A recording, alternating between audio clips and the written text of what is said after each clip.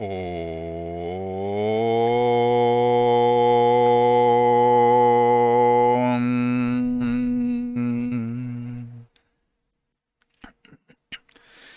श्री गणेशाय नमः।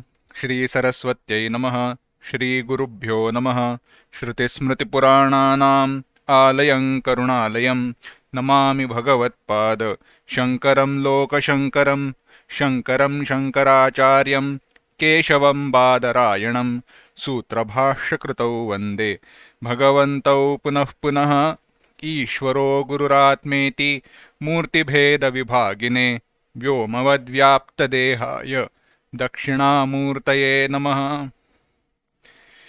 योऽन्तः प्रविश्य मम वाचमिमां प्रसुप्तां सञ्जीवयत्यखिलशक्तिधरस्वधाम्ना अन्यांश हस्तचरणश्रवणत्वगादीन् प्राणान् नमो भगवते पुरुषाय तुभ्यम्।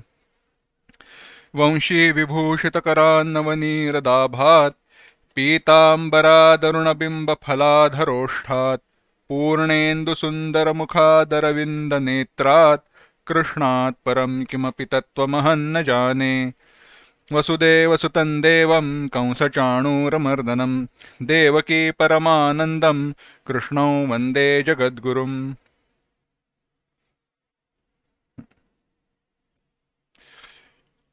भगवद गीता का 16वां अध्याय हम देख रहे हैं।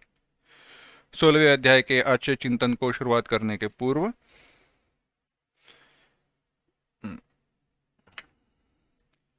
12वें श्लोक से लेके 12वें नहीं 16वें श्लोक से लेके 20वें श्लोक तक एक साथ पढ़ेंगे।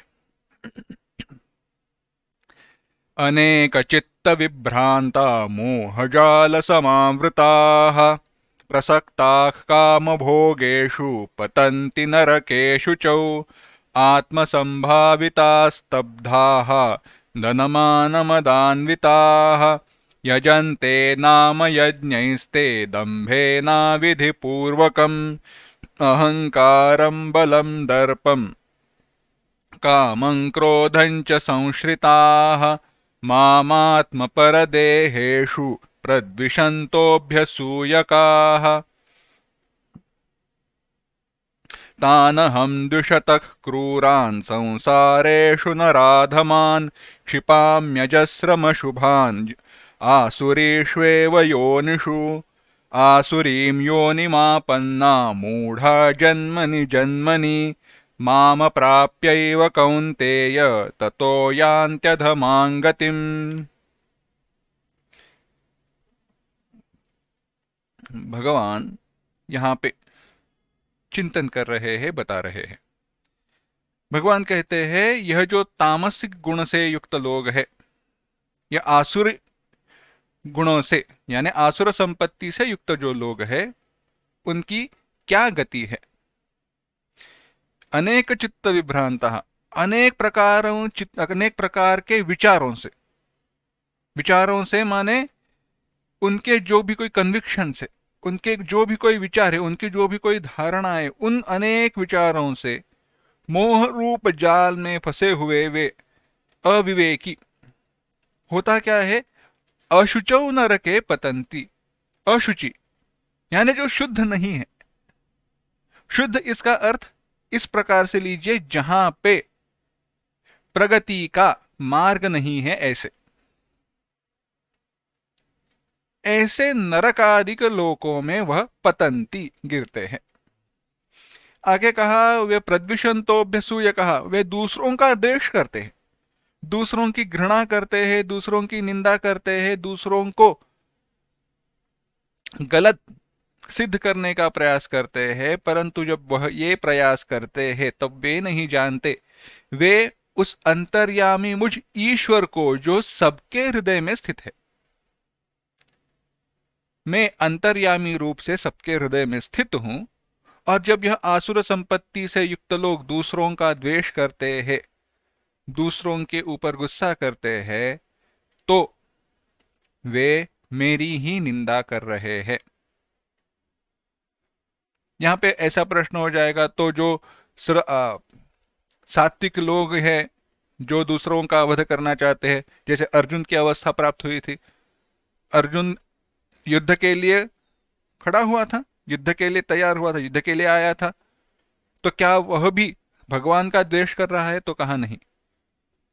धर्म मार्ग और अधर्म मार्ग, इस प्रकार से विचार करना चाहिए। धर्म की रक्षा के लिए जो तत्पर हुआ है उसके लिए यह नियम लागू नहीं है। आसुर संपत्ति का तात्पर्य ही यही है, तामसिक वृत्ति, तामसिक धारणा, तामसिक इच्छाओं के कारण वह कृति हो रही है। उसमें कोई धर्म की रक्षा का हेतु नहीं, केवल स्वार्थ ही है।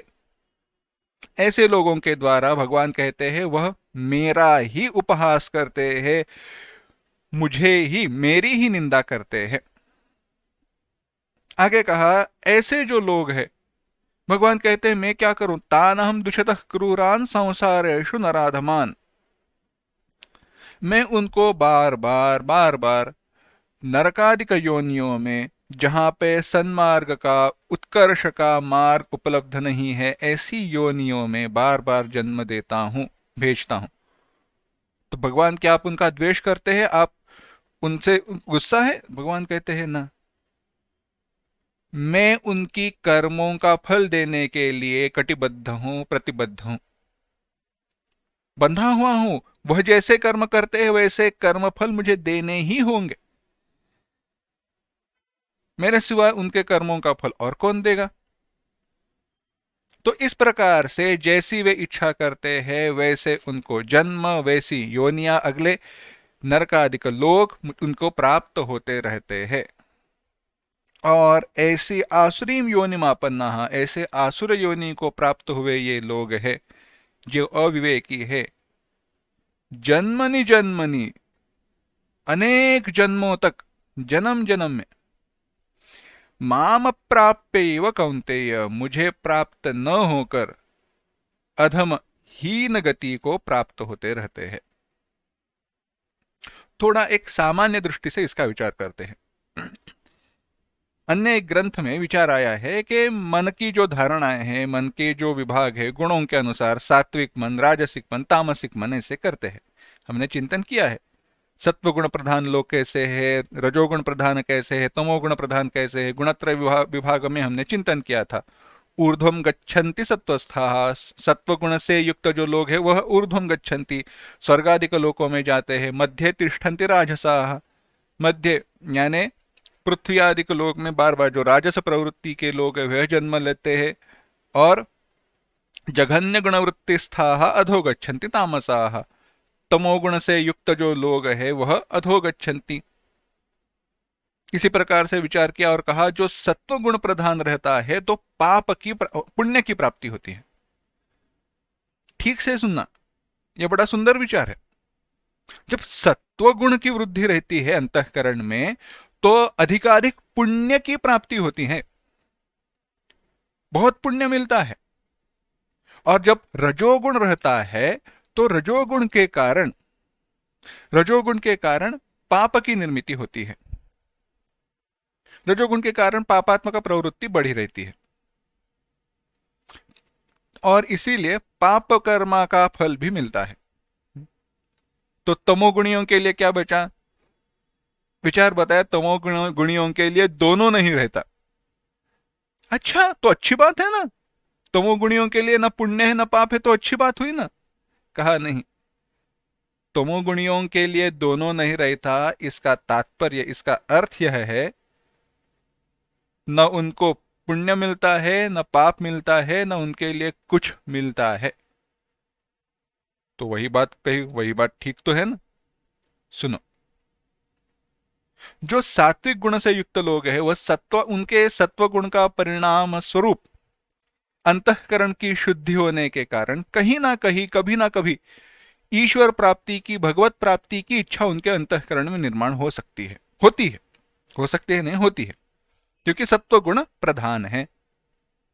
जो रजोगुण प्रधान लोग हैं, जिनका पाप कर्म ज्यादा है, ऐसे लोगों के लिए पापात्मक प्रवृत्ति होते हुए भी कहीं ना कहीं उनके द्वारा पुण्य किया जाता है। और किसी ना कोई किसी जन्म में, कभी ना कभी कोई एक जन्म रहेगा, तब उस जन्म में उन्हें भगवत प्राप्ति की इच्छा होकर वह मोक्ष की मार्ग पर, सन्मार्ग पर चलने लगेंगे।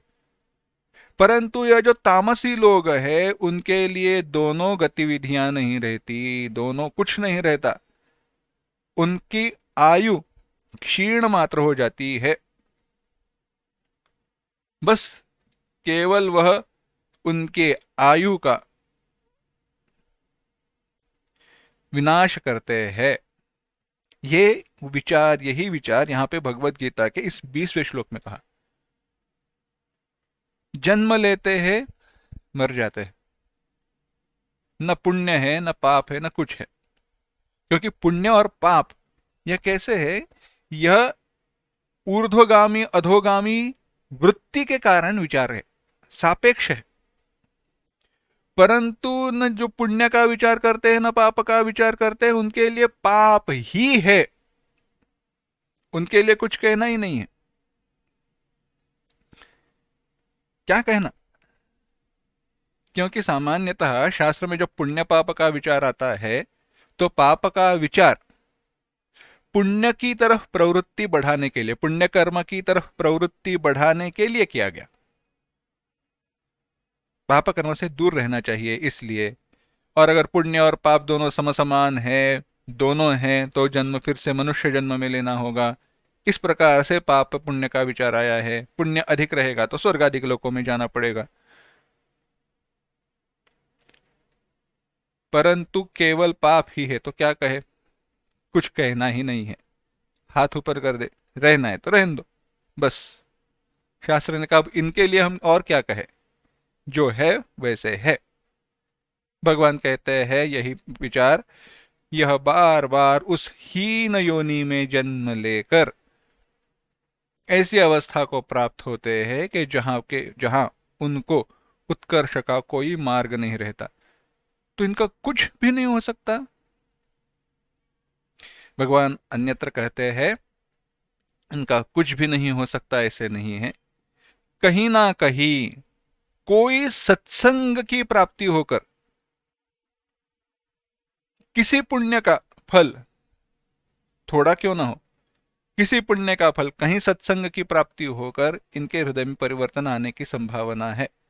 परंतु कब आए कोई बता नहीं सकता। तो क्या करे, उस सत्संग तक, वहां तक रुकने से पहले हम ही प्रयास करना शुरू करें। हम जब पढ़ते थे, थोड़ा विषय भिन्न है परंतु बड़ा सुंदर विचार है। हम पढ़ा करते थे, हम पढ़ रहे थे तो हमारे आचार्य जी, गुरु जी हमें कहानी बताया करते थे। वे कहते थे गुरुदेव स्वामी चिन्मयानंद जी के जीवन की कथा है वो, यानी स्वामी चिन्मयानंद जी वह बात बताया करते थे। वे कहते थे लोग पास आते हैं, हमारे पास सामने आते हैं, माला को लेकर आते हैं। कहते हैं स्वामी जी इस माला को चार्ज करके दो।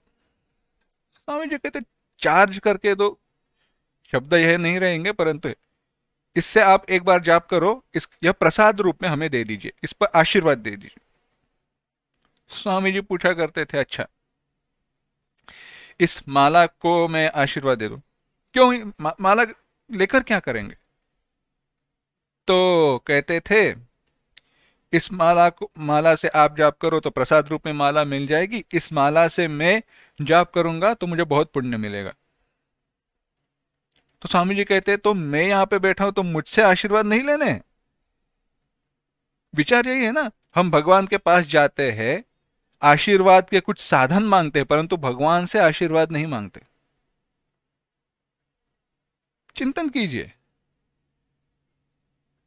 वह माला आप अभिमंत्रित करके दीजिए, उस माला से मैं जाप करूंगा और पुण्य की प्राप्ति करूंगा। अरे सामने साक्षात पुण्य स्वरूप भगवान खड़े हैं, वह नहीं चाहिए। दूसरी बात बताया करते थे, हम कथा पढ़ते हैं संतों के जीवन में, कोई संतों के कारण कोई वृक्ष रूप में जीव उत्पन्न हुआ है, कोई पशु योनि में उत्पन्न हुआ है, उसको भी मोक्ष मिला, वह भी मुक्त हुआ। पढ़ते हैं कहीं घोड़ी की कथा है, कहीं कुत्ते की कथा है, कहीं कोई ना गाय की है, कोई संतों के जीवन में अनेक है कथा। तो हमारी इच्छा क्या होती है, अगले कोई जन्म में ऐसे कोई संत के आश्रम में, संत के संग में प्राणी के रूप में आना चाहिए। वाह! यानी इस जन्म में जो मनुष्य जन्म मिला है, जहां पे मोक्ष का साक्षात मार्ग उपलब्ध है, वह नहीं चाहिए। इच्छा क्या है? प्राणी के रूप में जन्म लेकर बाद में उस संतों का संग प्राप्त हो और मोक्ष मिले। कैसी इच्छा है यह? यानी थाली में खाना पकवान मिला है, उसकी इच्छा नहीं है, यह नहीं चाहिए। तो क्या चाहिए? अगले कोई जन्म में कोई अमीर व्यक्ति के घर में श्वान या कोई उसके पालतू जानवर के रूप में जन्म ले लूं और हर रोज मिठाई खाऊं। तुलना ठीक नहीं है, परंतु यही तो विचार है ना। मोक्ष का साक्षात मार्ग, साक्षात अवसर उपलब्ध होने पर भी हम उसकी इच्छा नहीं करते, यह तमोगुण की प्रबलता है। भगवान, माना आप जो कह रहे हो वह तो सत्य है, समझते हैं, परंतु हम आप ये बताइए कि दुर्गति से बचने के लिए कोई उपाय है क्या? और इस दुर्गति का मुख्य कारण क्या है? क्यों ऐसे होता है? भगवान कहते हैं, साधु पृष्ठम त्वया सम्यक। बहुत अच्छा प्रश्न पूछा है, सवाल अच्छा है। अगर तुम कारण ढूंढना चाहते हो, ऐसे क्यों हो रहा है यह समझना चाहते हो, तो यहीं पे आधी तुम्हारी जीत हो गई। क्या कारण है जिसके कारण ऐसा क्या कारण है जिस वजह से हम ये तामस गुण में, आसुर संपत्ति में स्थित है? भगवान कह रहे हैं, 21वां श्लोक, त्रिविधम नरकस्येदम द्वारम नाशनमात्मनः कामः क्रोधस्तथा लोभः तस्मादेतत्त्रयं त्यजेत्। एक साथ, त्रिविधम नरकस्येदं द्वारं नाशनमात्मनः कामः क्रोधस्तथा लोभः तस्मादेतत्त्रयं त्यजेत्।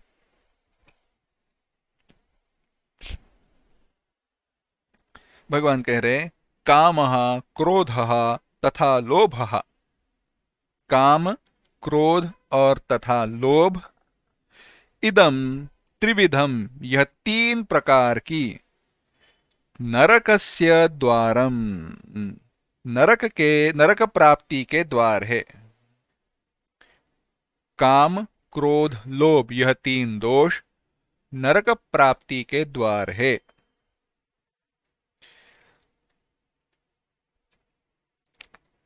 तस्मात्, इसीलिए, आत्मनः नाशनम, आत्मनः अपनी आत्मा का नाश करने वाले है। आत्मा का, हमारे स्वयं का, खुद का नाश करने वाले द्वार है। इनके कारण हमारा विनाश होता है। तस्मात्, इसीलिए, एतत्त्रयम् त्यजेत, इन तीनों का सुतराम त्याग कर देना चाहिए, समूल संपूर्णता से त्याग करना चाहिए।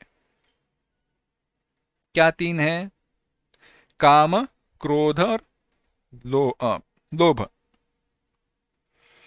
भगवान कह रहे हैं, आत्मा का नाश करने वाले ये तीन प्रकार के दोष, काम तथा क्रोध तथा लोभ, नरक प्राप्ति के द्वार है। आगे कहते हैं, इनमें प्रवेश मात्र से, संपूर्ण नहीं, थोड़े भी होंगे तो क्या होता है? इनके प्रवेश मात्र से आत्मा नष्ट होता है। अरे, आत्मा तो अविनाशी है, कैसे नष्ट होता है? आत्मा नष्ट होता है माने आत्म प्राप्ति के सारे मार्ग बंद हो जाते हैं। भगवान भाष्यकार यहां पे कहते हैं, यद्वारं प्रविशन एव नश्यति आत्मा कस्मैचित् पुरुषार्थाय योग्यः न भवति, सर्वपुरुषार्था योग्यः भवति। यह जो व्यक्ति है यह किसी पुरुषार्थ प्राप्ति के योग्य नहीं रहता। कोई पुरुषार्थ इससे प्राप्त नहीं होता, चाहे वो मोक्ष हो, चाहे वो धर्म हो, अर्थ हो, काम हो, कोई भी पुरुषार्थ इसके द्वारा प्राप्त नहीं होता।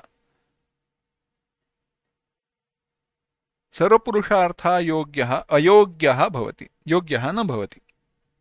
सारे पुरुषार्थ इसके चले जाते। इसीलिए इन तीनों को आत्मा का, जीव का, हमारा विनाश करने वाले कहे गए हैं यह तीन दोष। दूसरे दृष्टि से विचार कीजिए, आत्मा का विनाश होता है यानी आत्म प्राप्ति के मार्ग बंद होते हैं।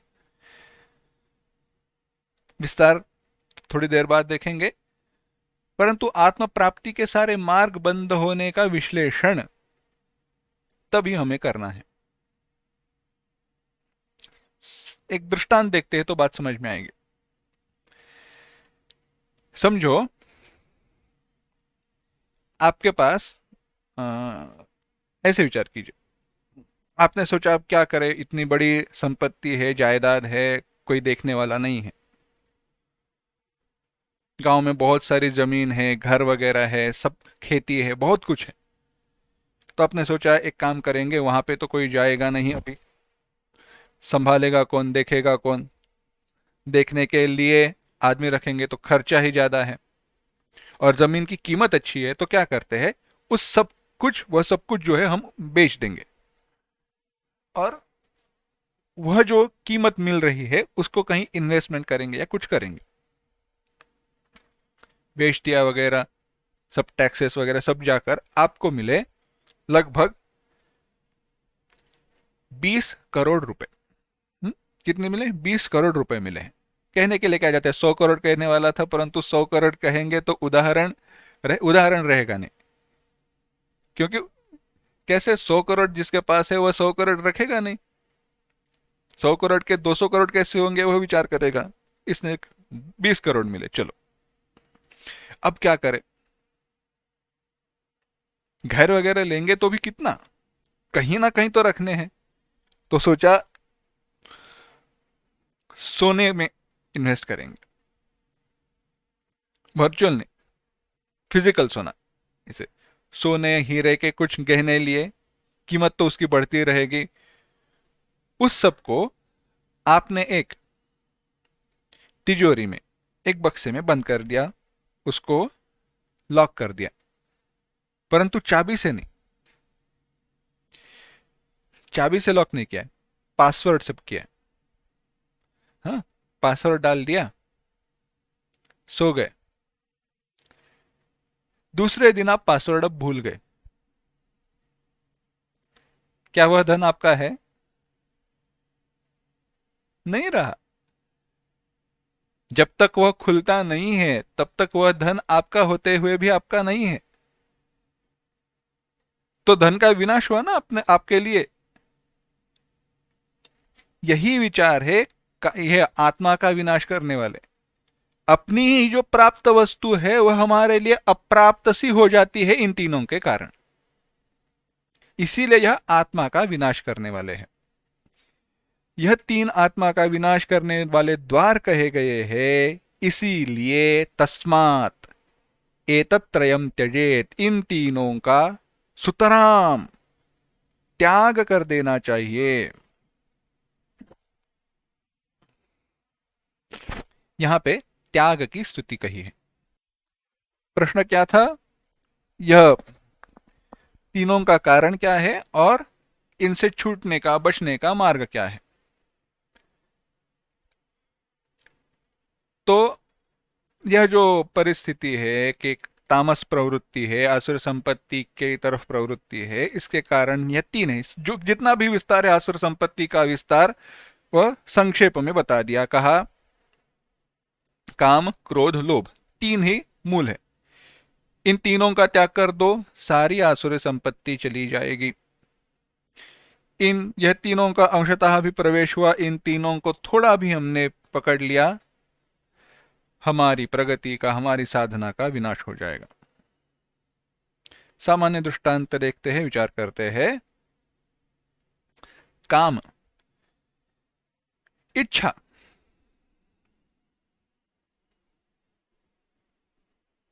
संगात संजायते कामः, कामात् क्रोधोऽभिजायते, क्रोधात् भवति सम्मोहः, सम्मोहात् स्मृतिविभ्रमः, स्मृतिभ्रंशात् बुद्धिनाशो, बुद्धिनाशात् प्रणश्यति। भगवान ने पहले ही कह दिया। विषयों के संग के संजात संजायते काम, इच्छा निर्माण होती है, विषय के प्राप्ति की इच्छा। बस हमने चिंतन किया है पहले, एक बड़ी सुंदर कथा है। हुआ ऐसे,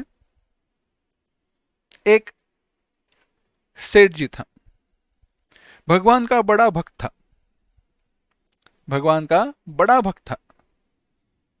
उसको भगवत साक्षात्कार भी हुआ था, भगवान के साथ कभी कभी बातें भी क्या करता था। एक बार ऐसे ही जाप कर रहा था, भगवान से पूछा, भगवान तुम पर मेरी तो बहुत कृपा है, परंतु मैं एक जानना चाहता हूं, इस गांव में कोई और भक्त है क्या जो आपको अधिक प्रिय है? कोई बड़ा बड़ा भक्त है क्या? मैं जानना चाहता हूं, इच्छा है। भगवान ने कहा, ऐसी क्यों इच्छा तुम्हारे मन में है? तुम्हारे इतनी अच्छी भक्ति है, तुम मुझ पर इतना प्रेम करते हो, मेरी तुम पर कृपा है, क्यों जानना चाहते हो? भगवान ने कहा, भगवान इच्छा निर्माण हुई है, बता दो। भगवान ने कहा, ऐसे है, तुम बड़े श्रेष्ठ भक्त तो हो, परंतु हमारे गांव में जो मेरा मंदिर है, उस मंदिर के बाहर एक व्यक्ति फल बेचने के लिए बैठता है, वह मेरा बड़ा भक्त है। सेठ जी ने पूछा, अच्छा कैसे? भगवान ने कहा, कैसे है? वह हर दिन एक बार मेरा स्मरण करता है। सेठ जी ने कहा, भगवान मैं तो तुम्हारी सुबह शाम सारी पूजा वगैरह करता हूं, इतना जाप करता हूं, और आप कहते हो वह आपका भक्त है? भगवान ने कहा, तुम जानना चाहते हो क्यों? सेठ जी ने कहा, ठीक है। भगवान ने कहा, कुछ दिनों के लिए उसका जीवन तुम जी कर देखना।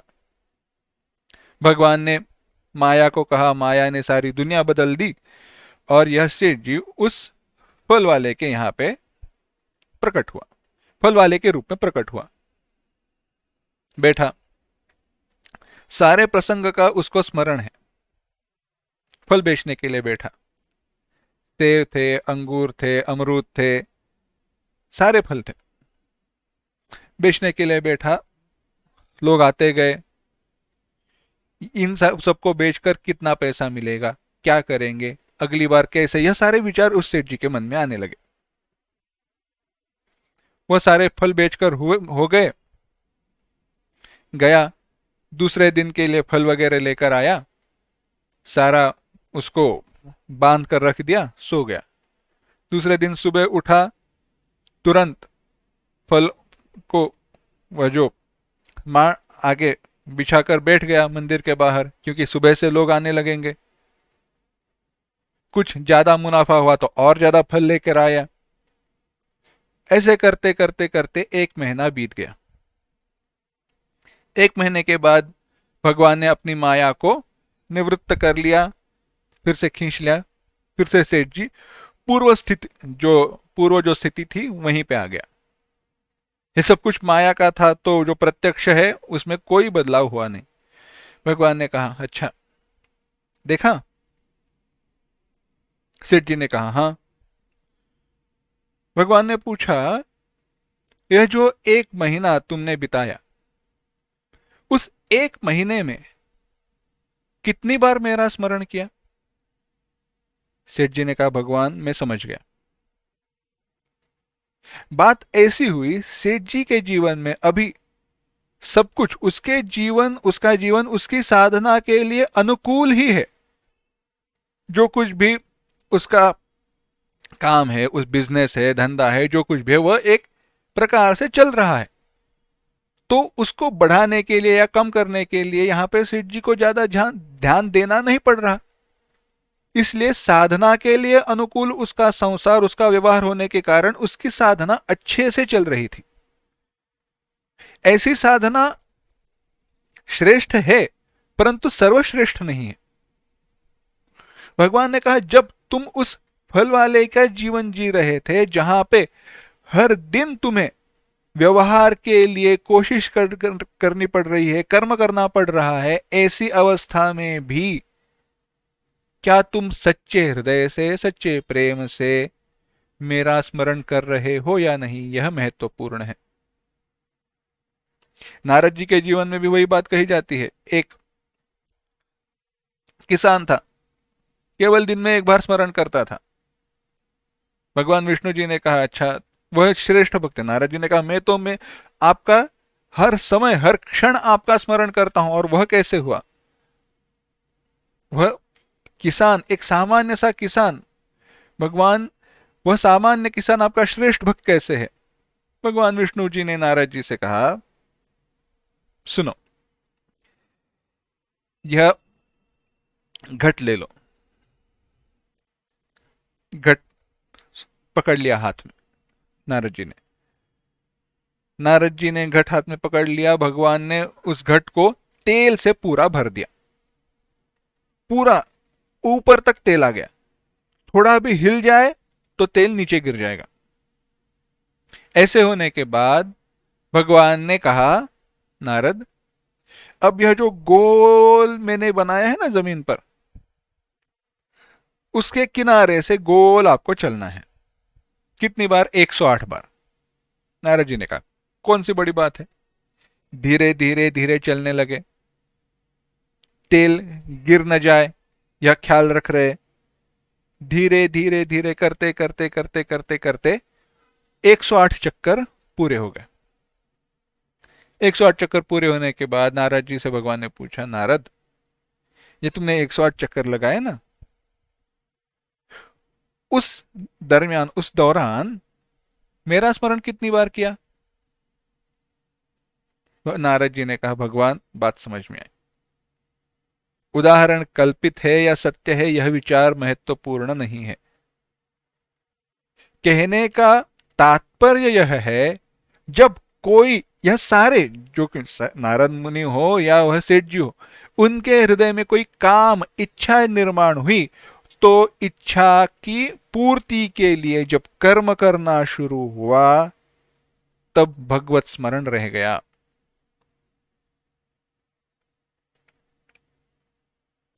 काम हमारे व्यवहार को परिवर्तित कर देता है, बदल देता है, और ऐसा बदला हुआ हमारा व्यवहार साधना के लिए अनुकूल नहीं रहता।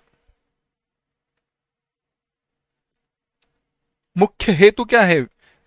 साधना के लिए अनुकूल हमारा व्यवहार हो, सामान्य जीवन साधना के लिए अनुकूल हो।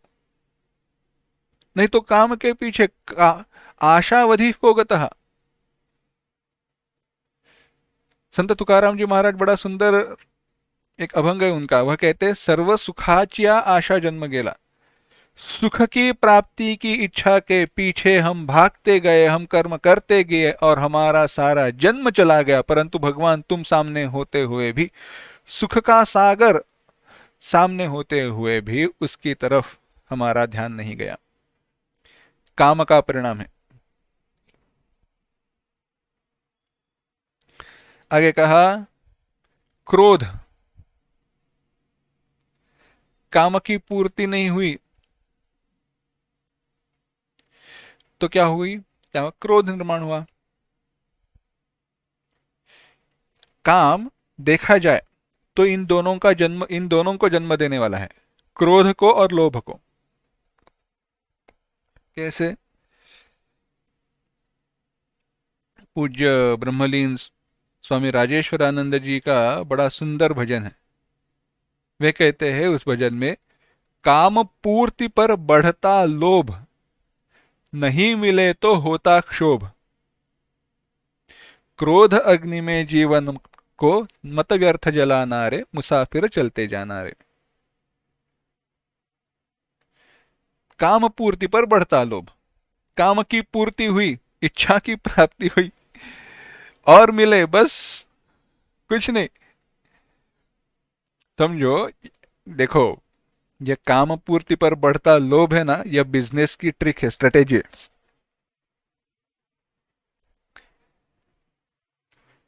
कहने में कोई दोष नहीं होगा, परंतु दुर्भाग्य की बात है, आजकल एडवर्टाइजेस जो आ रही है, चाहे वो क्या है नाम, वो रमी सर्कल हो या ए3 जियो, वो कुछ तो ऐसे सारे है, अंत में कहते हैं इस खेल में वित्तीय जोखिम रहना संभव संभव है, क्या है, सावधानी से खेले। अंत में कहते, परंतु शुरुआत में क्या कहते हैं, ज्वाइनिंग बोनस 1500 रुपए, 1000 रुपए, जो कुछ भी है। ज्वाइनिंग बोनस, काम पूर्ति पर बढ़ता लोभ, शुरुआत में पैसे जिताने ही वाले हैं। कैसीनो वगैरह जो है, उनकी यही ट्रिक है। शुरुआत में जीते सारे पैसे, हम कब हार जाते हैं पता नहीं चलता। ट्रिक क्या है उसका, कारण क्या है, काम पूर्ति पर बढ़ता लोभ, इच्छा की पूर्ति हुई और मिल जाएगा, अरे अभी नहीं और बाद में, अभी नहीं और बाद में, बाद में करते करते हमारा जीवन समाप्त चला हो जाता है। परंतु मन को शांति नहीं मिलती। एक बार इच्छा की पूर्ति होने पर ऐसा कोई नियम नहीं है कि वह बार बार होते रहे, और बार बार इच्छा की पूर्ति हुई इसलिए ऐसा कोई नियम नहीं है कि मन को शांति मिले। समझो, मेरे पास 10 वस्तुएं हैं, मेरे पास 10 वस्तुएं हैं,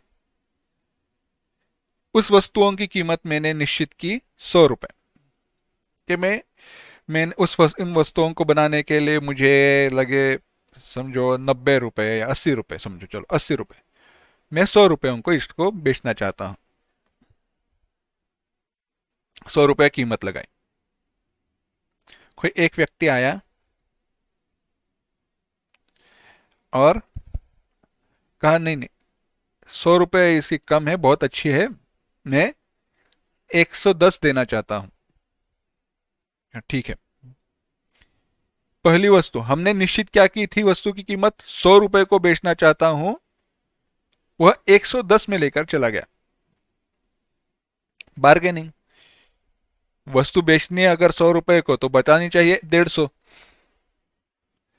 तो कम ज्यादा होकर 110 120 पे वह निश्चित होती है।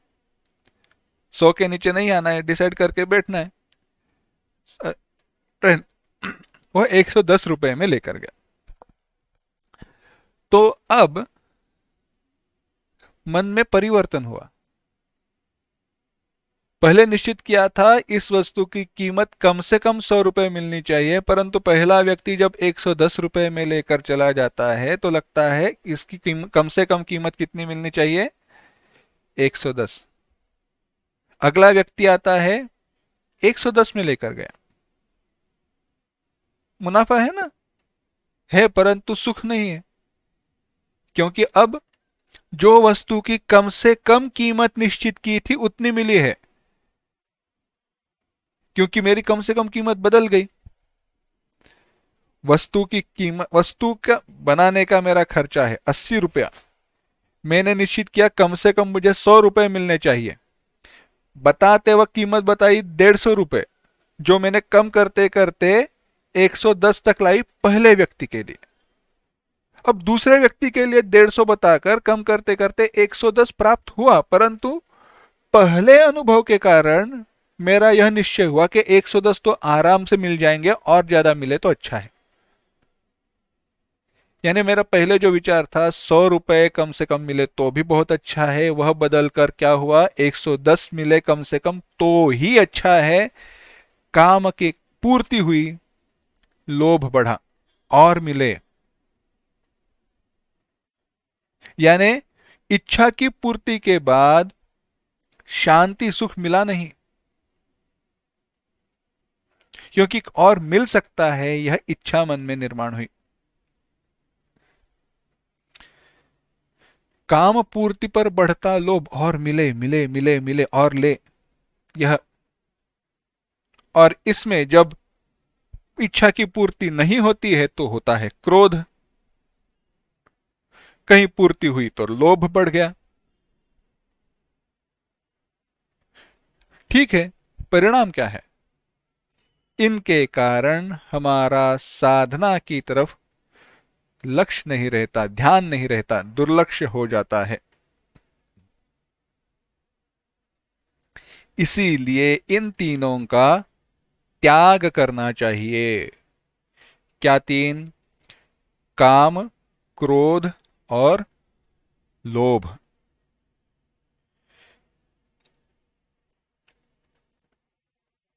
भगवान आगे कहते हैं,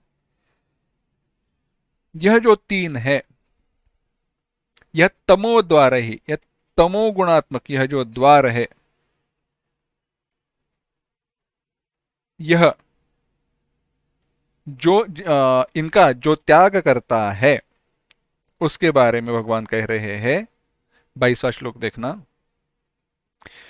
एतैर्विमुक्तः कौन्तेय तमोद्वारैस्त्रिभिर्नरः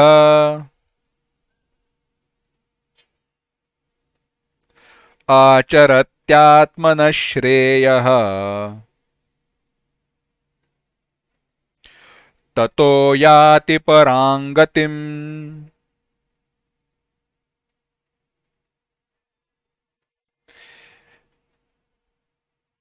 एतैर्विमुक्तः कौन्तेय तमोद्वारैस्त्रिभिर्नरः आचरत्यात्मनः श्रेयः ततो याति परां गतिम्।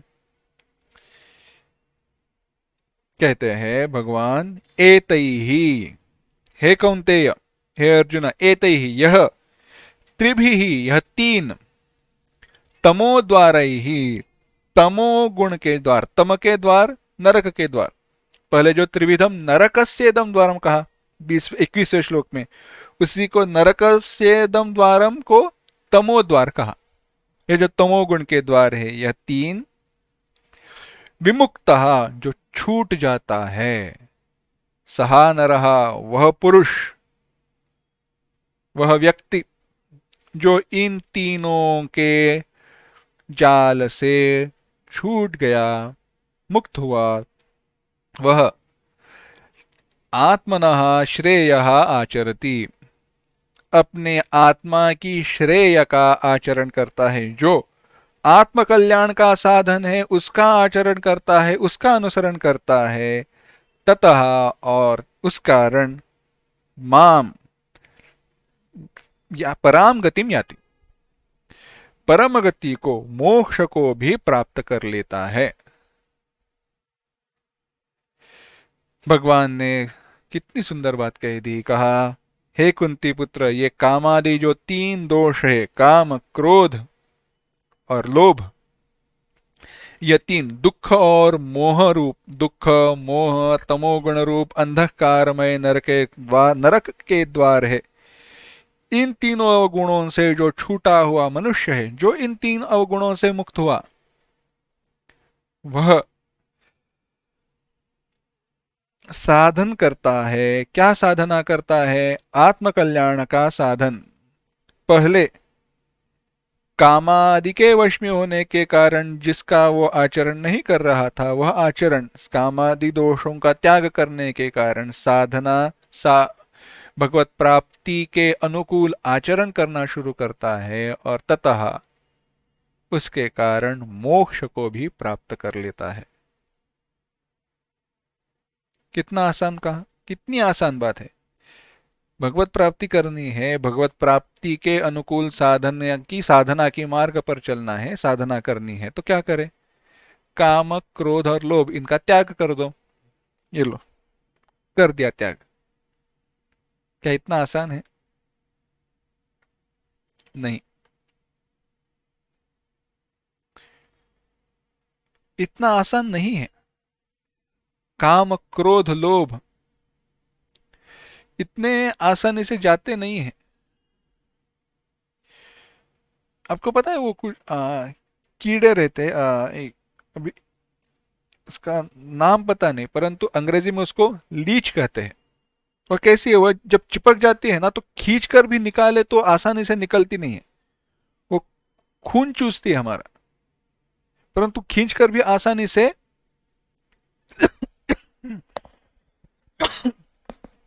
निकलती नहीं है। तो क्या करते हैं, उसके ऊपर थोड़ा नमक छिड़क दिया जाए तो वह अपने आप छोड़ देती है। इसी प्रकार से यह काम क्रोध और लोभ हमसे चिपके हुए हैं।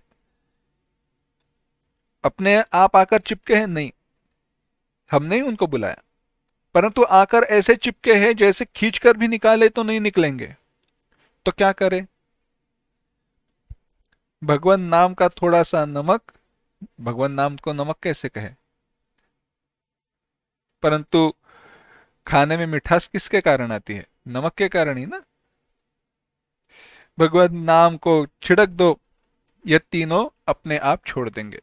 परंतु वह सच्चे दिल से, सच्चे हृदय से प्रार्थना करनी चाहिए। भगवान से प्रार्थना कर दो, जैसे ही भगवान आ रहे हैं ऐसी बात समझती है, ये तीनों चले जाएंगे।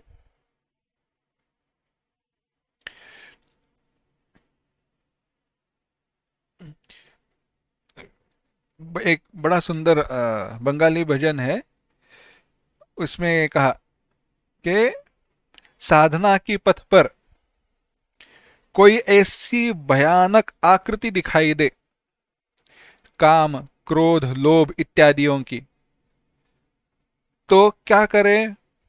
भगवान को जोर से पुकारो, क्योंकि वह सर्वशक्तिशाली है।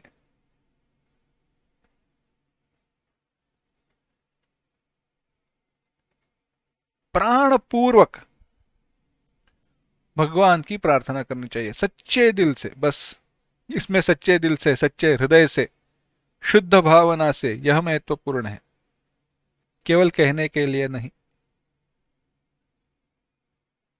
भगवान तुम आओ, पर काम क्रोध रहे तो भी ठीक है, अच्छा है। तुम आने के बाद वह चले गए, अच्छी बात है, परंतु थोड़े दिन रहे तो कोई बुरी बात नहीं है। ऐसी प्रार्थना न हो। या भगवान, यह मेरी जो इच्छाएं है ना, उनकी पूर्ति होने तक इन काम क्रोध लोभ यह तीनों रह जाएंगे तो भी चलेगा। कितनी आयु है, इतनी सारी जिंदगी है ना, और बहुत साल जीना है, तब तक रुके रहो। आखिरी कुछ महीने हैं तब आना और इनको लेकर जाना। ऐसी प्रार्थना नहीं चलती। इसी समय, इसी क्षण भगवान यहां से, इन काम क्रोध लोभ इनके चंगुल से, इनकी जाल से मुझे बचाओ, यह इच्छा हृदय में होनी चाहिए। जो इनका त्याग कर देता है, तात्पर्य इनका त्याग कर देता है, वह आत्मकल्याण का साधन करना शुरू करता है, और उस साधन से वह परम गति को अर्थात मोक्ष को भी प्राप्त करता है। इस प्रकार से समस्त आसुरी संपत्ति के त्याग का और कल्याणमय आचरणों का मूल क्या है? तो शास्त्र है। शास्त्र प्रमाण से ही दोनों किए जा सकते हैं, अन्यथा नहीं। शास्त्र प्रमाण, शास्त्र वेद पुराण इतिहास, हमारे शास्त्रों का क्या करना चाहिए क्या नहीं करना चाहिए, इसका मूल वेदों में है। वेदों में जो बताया उस अर्थ को कैसे समझे, इसके लिए पुराण और इतिहास कहे गए हैं। और सामान्य आचरण कैसे रहे, किस प्रकार से हम आचरण करें और काल के अनुसार आचरण में कैसे परिवर्तन होते रहे, इसके लिए अलग अलग स्मृतियां आई है। मनुस्मृति हो, गर्ग स्मृति हो, याज्ञवल्क्य स्मृति हो इत्यादि। इन सारे स्मृति ग्रंथों ने उदाहरण देकर, आख्यान बताकर हमारा आचरण कैसे होना चाहिए, काल के अनुसार उसमें कैसा परिवर्तन होना चाहिए, कैसा परिवर्तन आना चाहिए, और परिवर्तन होते हुए भी अधर्म का स्वीकार न हो इसके लिए क्या करना चाहिए, यह सारा विचार उसमें बताया है। इन शास्त्रों का आधार लेकर, इन शास्त्रों का सम्मान करते हुए, इनका विचार देखकर और इन शास्त्र की बताए मार्गों के द्वारा ही क्या करना चाहिए, कहा आसुर संपत्ति का त्याग और कल्याणमय आचरण। कैसे भगवान कह रहे हैं, 23वां श्लोक देखना। यशास्त्र विधिमुत्सृज्य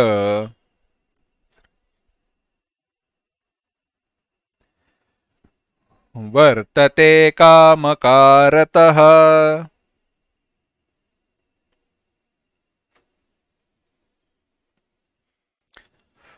न स सिद्धिमवाप्नोति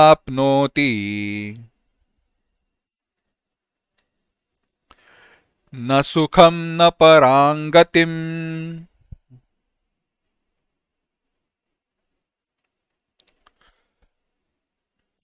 यशास्त्र विधिमुत्सृज्य वर्तते कामकारतः न स सिद्धिमवाप्नोति न सुखम न परांगतिम। भगवान ने कहा, यह जो मनुष्य शास्त्र विधिम उत्सृज्य, शास्त्र विधि का, शास्त्र के नियमों का त्याग करके, कामकारतः अपनी इच्छा के अनुसार वर्तते आचरण करता है, सह वह सिद्धिम न अवाप्नोति सिद्धि को, पुरुषार्थ को न अवाप्नोति प्राप्त नहीं करता, न पराम गतिम तथा न सुखम, साथ ही न वह परम गति को प्राप्त करता है न सुख को प्राप्त करता है।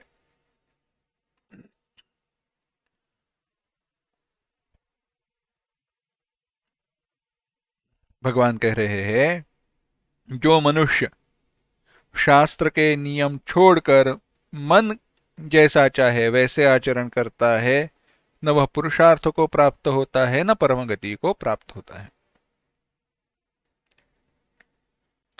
उदाहरण बताते हैं। हुआ ऐसे, एक व्यक्ति जल्दी घर निकला, बहुत जल्दी में था, क्योंकि कुछ कोई घर पे मेहमान आए थे समझो, या कुछ तो महत्वपूर्ण कारण था, तो घर जल्दी निकला, तेजी से।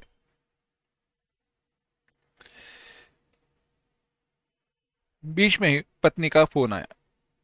पत्नी ने कहा, निकले घर आने के लिए? इसने कहा हाँ, निकल पड़ा। कहां से आ रहे हो? ऐसे ऐसे इस रास्ते से, इस हाईवे से आ रहा हूं। तो पत्नी ने कहा ठीक संभल कर आना, अभी अभी यहाँ पे बता रहे हैं न्यूज पे, कोई एक पागल व्यक्ति उल्टा गाड़ी चलाकर, ट्रैफिक के उल्टी दिशा से उल्टा गाड़ी चलाकर तेजी से आ रहा है। इस व्यक्ति ने कहा एक व्यक्ति की बात छोड़, यहां पे कई सारी गाड़ियां उल्टी दिशा से आ रही है। यह व्यक्ति कहा एक गाड़ी को छोड़, यहां पे तो मेरे सामने से इतनी सारी गाड़ी आ रही है, अब बताओ उल्टा कौन जा रहा है ना? जल्दी पहुंचना है, बात सही है, परंतु कामकारता अपनी इच्छा से जाकर नहीं जा सकते। वर्तते कामकारता न स सिद्धि मवाप्नोति, न वो घर पहुंचेगा न परम गति को प्राप्त होगा।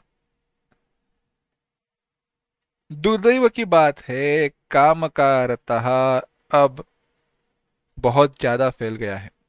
इस सब का समाधान, इसका विचार 17वें अध्याय में आने वाला है। भगवान हमें पता ही नहीं कैसे करना है तो क्या करें। तब भगवान पूछेंगे तुम्हारी श्रद्धा कैसी है,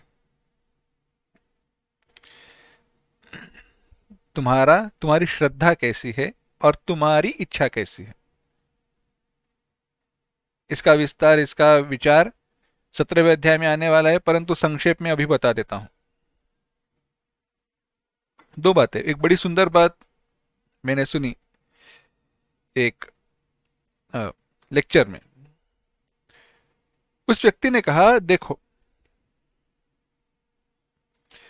अगर तुम्हें सचमुच कोई विषय जानने की इच्छा है, किसी विषय में कोई रिसर्च करने की ऐसी इच्छा है, और आप सच्चे हृदय से वह जानना चाहते हो, तो उस विषय को सीखने के लिए आवश्यक, जरूरी सारे विषयों का, बाकी विषयों का अभ्यास तुम्हें करना ही होगा, और वह करना ही चाहिए। उसने अपना खुद का उदाहरण दिया। उसका मुख्य विषय कुछ फिजिक्स या इलेक्ट्रॉनिक्स ऐसे कुछ है, परंतु वह जानना चाहता था कि महाभारत रामायण में जो ग्रहों की स्थिति वगैरह बताई है, उसके अनुसार क्या हम काल का निश्चय कर सकते हैं या नहीं, क्या क्या संदर्भ है, क्या क्या कहां कहां पे कैसे संदर्भ आए हैं और क्या करे। इसके लिए अगर ऐसे समझना है तो उसने कहा, मुझे पहले संस्कृत सीखना पड़ा थोड़ा बहुत। इतना ही नहीं, केवल संस्कृत नहीं, उसके साथ ही साथ मुझे एस्ट्रोफिजिक्स, ग्रहगोल खगोल शास्त्र सीखना पड़ा, थोड़ा ज्योतिष सीखना पड़ा, क्योंकि कैसे नाम बताए हैं, कैसी स्थितियां बताई है, क्या है यह सारा। और उसने कहा यह मैंने सीखा क्योंकि मुझे जानना था। इसी दृष्टि से अगर मैं कुछ धर्म कर्म, कुछ क्रिया कर्म समझो, कुछ शुद्धाचरण करना चाहता हूं, और अगर हृदय में मेरी इच्छा हुई, तो यह कहकर मैं हाथ ऊपर नहीं कर सकता कि भगवान मुझे पता ही नहीं इसलिए मैंने ऐसे किया। ठीक है, आपातकाल में अब करना है और पता नहीं कहा, बात ठीक है, परंतु इसलिए पता नहीं कहकर जानना ही नहीं चाहिए, ऐसी बात नहीं है। बात सत्य है ना। अभी पता नहीं तो ठीक है ना, अभी तुम्हें पता नहीं है तो बात ठीक है, परंतु तुम जानना ही नहीं चाहते हो, यह बात भी योग्य नहीं है। जानने का प्रयास कहीं करना चाहिए। इसी के विचार को भगवान कह रहे हैं, यह शास्त्र विधि मुत्सृज्य, शास्त्र का विधान जो है उसका त्याग करके अपने मन से अपनी जैसी इच्छा हो वैसे कामकारतः वर्तते। कैसे है, थोड़ा एक विचार बताते हैं। एक सरलार्थ से इस श्लोक का अर्थ करते हैं, और बाद में इस श्लोक का, भगवान के इस कथन का हेतु क्या है उसका विचार करते हैं। भगवान यहाँ पे सामान्य दृष्टि से यह कह रहे हैं कि जो मनुष्य शास्त्र के विधान को, शास्त्र ने बताए हुए मार्ग को, कर्तव्य अकर्तव्य के ज्ञान को, क्या करना चाहिए क्या नहीं करना चाहिए, इस ज्ञान का त्याग करके, इसको छोड़कर अपनी कामना से प्रयुक्त होकर, अपनी इच्छा से प्रयुक्त होकर कर्म करता है, चाहे वो कर्म अच्छे हो या बुरे हो, वह परम गति को, मोक्ष को, पुरुषार्थ को, सिद्धि को प्राप्त नहीं होता। तो प्रश्न ऐसे उत्पन्न हुआ, जिनको पता ही नहीं है उनके बारे में क्या, जिनको पता नहीं है वह जानने का प्रयास करे। पर भगवान ऐसे क्यों? अच्छे कर्म कर रहे हैं ना। देखो, बात कर्म अच्छे हो रहे हैं या बुरे हो रहे हैं इसकी नहीं है, बात है क्यों मैंने शास्त्र के बंधन नियम दिए हैं आपको। ऐसे ही तो हमारी प्रवृत्ति कामाचार की तरफ है, हम जैसे चाहे मन मर्जी कर्म करना ही चाहते हैं ना। मन मर्जी, हमारी जैसी इच्छा हो ऐसा हमारा आचरण चलता रहे, तो हम में और पशु में, कोई प्राणी में क्या भेद हुआ। बंदर भी इस डाली से उस डाली पर कूदते रहते, उनके लिए कोई बंधन नहीं रहता, कोई उनके लिए नियम नहीं रहता। तो हम भी बंदर की तरफ, प्राणियों की तरह हो जाएंगे। शास्त्र का हेतु ही यही है कि एक कोई प्रमाणबद्ध हमारा जीवन हो, जिसके कारण एक कोई डिसिप्लिन आए हमारे जीवन में। इसलिए शास्त्र ने कुछ बंधन डालकर कुछ कर्म करने के कुछ कर्म करने के लिए बताया है। हमारी जो अधोगति की तरफ जाने वाली, विनाश की तरफ जाने वाली कामानुचार रूपी, कामाचार, इच्छा के अनुसार कर्म करने की जो प्रवृत्ति है, उसको रोकने के लिए शास्त्र के कुछ निर्बंध देकर उस हमारी कर्म की प्रवृत्ति को एक अच्छा मार्ग दिया है। नहीं तो होगा क्या, हमारी इच्छा के अनुसार कर्म करने की प्रवृत्ति बढ़ गई तो अंत में हमारी इच्छा के अनुसार हम केवल अच्छे ही नहीं, बुरे कर्म भी करने लगेंगे।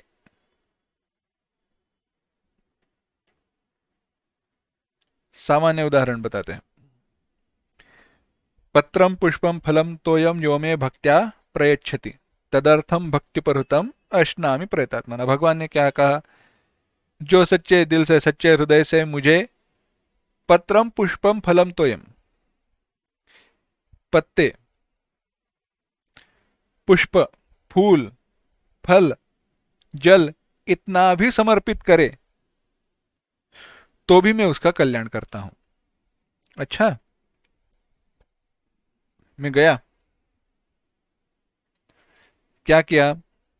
जाते जाते मेरे एक पड़ोसी के घर से बेल के पत्ते चुरा लिए, दूसरे पड़ोसी के घर से उसके आम के फल चुरा लिए, तीसरे पड़ोसी के घर से पानी उठा लिया। पत्रम पुष्पम फलम, फूल रह गए ना। जाते जाते किसी के घर से चंपा के फूल उठा लिए और यह सारे भगवान को समर्पित कर दिए। क्या भगवान खुश हो जाएंगे? कैसे हो सकता है? पत्रम पुष्पम भगवान ने कहा तो तुम्हारे पास जो है वह चुराया हुआ नहीं है, उसमें अर्थ है। यही है शास्त्र नहीं तो क्या होगा? चुराया हुआ ध्यान में रह जाएगा, बस भगवान को समर्पित किया हमारे हृदय में ध्यान में नहीं रहेगा, और चुराना सही है यह बात हमारी ध्यान में रह जाएगी। भगवान के लिए चोरी करना सही है यह विचार करके तो आगे क्या करेंगे? कहीं पे बड़ी चोरी करके कुछ बड़ा भगवान के लिए करेंगे। ऐसे नहीं होता। इसीलिए भगवान कहते हैं शास्त्र विधि मुत्सृज्य कामकारता वर्तते। शास्त्र विधि का त्याग करके अपनी इच्छा के अनुसार जो कर्म करता है उसे पुरुषार्थ की प्राप्ति नहीं होती, परम गति की भी प्राप्ति नहीं होती। तस्मात, इसीलिए भगवान 24वें अध्याय में कह रहे हैं, 24वें श्लोक में कह रहे हैं, तस्मात् शास्त्रम प्रमाणन्ते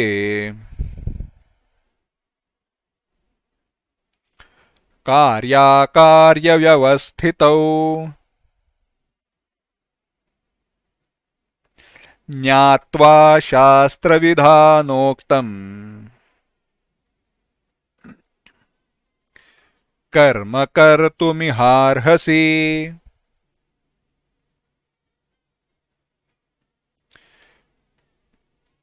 एक साथ, तस्मात् शास्त्रं प्रमाणन्ते कार्याकार्य व्यवस्थितौ ज्ञात्वा शास्त्र विधानोक्तं कर्म कर्तुमिहार्हसि।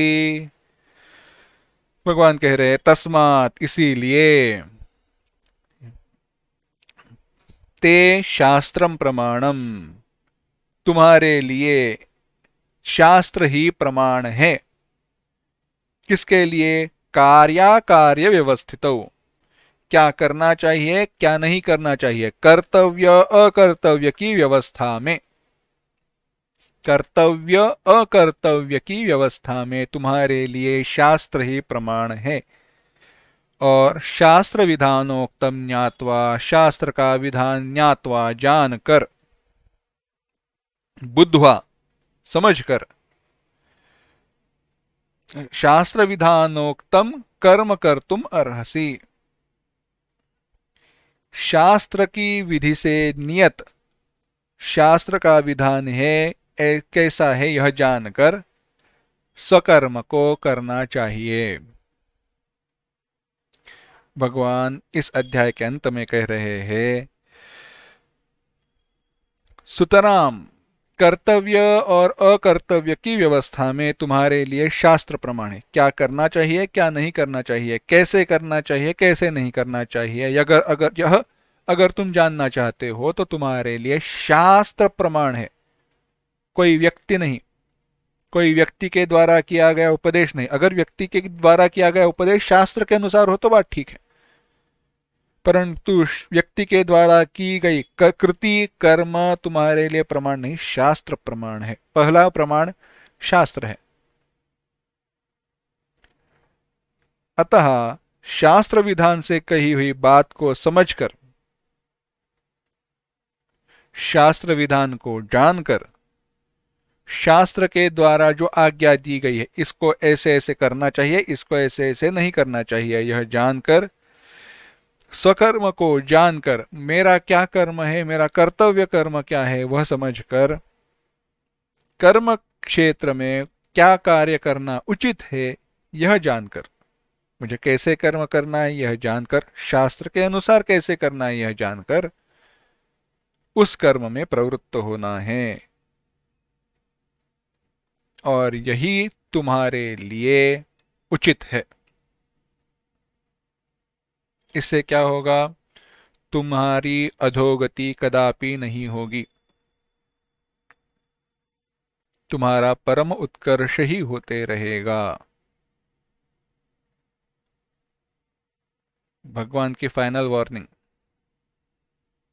भगवान ने कहा, देखो मेरी प्राप्ति करनी है तो यह मेरे सारे नियम हैं। अपने आप को अज्ञानी बनाकर कितने दिन रहोगे, मूर्ख बताकर कितने दिन रहोगे।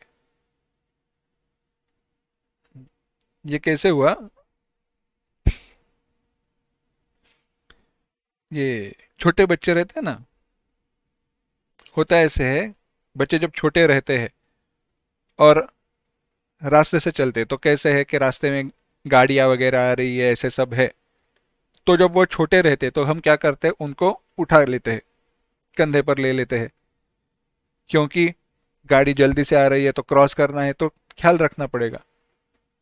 परंतु बेटा 5 साल का हो गया और फिर से भी उसको फिर भी हम कंधे पर ले ले तो क्या सही बात है? नहीं। बेटे को स्वयं रास्ता कैसे क्रॉस करना है, रास्ते पे कैसे चलना है सीखना है, इसलिए बाद में उसको हम कंधे पर लेना छोड़ देते हैं, वो चाहे कितनी भी जिद करे। ऐसे ही है, भगवान कृपालु है, भगवान हमारा ख्याल रखेंगे ऐसे कहकर शास्त्र की प्रवृत्ति को, शास्त्र कैसा है, क्या करना है, क्या कहना चाहते, ऐसे करना ही नहीं, यह बात नहीं है। हाँ, वह हमारा मुख्य हेतु ना हो, मुख्य उद्देश्य ना हो, परंतु उसको जानना तो चाहिए ही, उससे छुटकारा नहीं है। ऐसे कई बार भगवान की कही एक बात को भगवान कई अपवाद के रूप में एक बात कहते हैं और उसको हम नियम बना लेते हैं। जैसे हम कई बार कहते हैं भगवान नाम सब कुछ लेकर आता है, भगवान नाम से सब कुछ प्राप्त होता है, बिल्कुल सही, भगवान नाम से सब कुछ प्राप्त होता है इसीलिए मैं कुछ पढ़ूंगा ही नहीं, भगवान नाम के कारण ही तो पढ़ने का अवसर प्राप्त हुआ है, यह हम भूल जाते हैं। भगवान नाम के कारण भगवान के तरफ बढ़ने का एक अच्छा मार्ग और एक वेगवान मार्ग मिला है, नहीं अटके हुए रहते हैं। साधना के प्रगति के जो भी सारे अवसर हमें प्राप्त होते हैं वह प्राप्त करते रहने चाहिए। भगवान, परंतु एक प्रश्न है, क्या है? मेरी आपके ऊपर बड़ी श्रद्धा है, परंतु आप जो शास्त्र वगैरह पढ़ने की बात कहते हो, समझने की बात करते हो, मैं समझ नहीं पा रहा हूं, तो मेरी क्या गति है? इस विचार से अर्जुन के मन में प्रश्न उत्पन्न हुआ, भगवान, कोई सामान्य मनुष्य, कोई सामान्य मनुष्य जिसको शास्त्र वगैरह इतने पता नहीं है, समझता नहीं है, परंतु श्रद्धा युक्त अंतःकरण से तुम्हारी सेवा भक्ति कर रहा है, उसकी क्या गति है? उसके लिए क्या कोई मार्ग आपने बताया है, बनाया हुआ है? भगवान कहते हैं बनाया है, परंतु वे मैं इस अध्याय में नहीं, अगले अध्याय में बताऊंगा। तो अगले अध्याय का चिंतन अगले पाठ से शुरू करेंगे, यहीं पे रुकते हैं। ओम इति श्रीमद्भगवद्गीतासु उपनिषत्सु ब्रह्मविद्यायां योगशास्त्रे श्रीकृष्णार्जुनसंवादे दैवासुरसम्पद्विभागयोगो नाम षोडशोऽध्यायः। इस प्रकार से 16वें अध्याय का चिंतन यहाँ पे समाप्त होता है। 17वें अध्याय का चिंतन अगली बार से शुरू करेंगे। ओम असतो मा सद्गमय तमसो मा ज्योतिर्गमय मृत्योर्मा अमृतंगमय। ओम शांति शांति शांति। हरि ओम श्री गुरुभ्यो नमः। हरि ओम।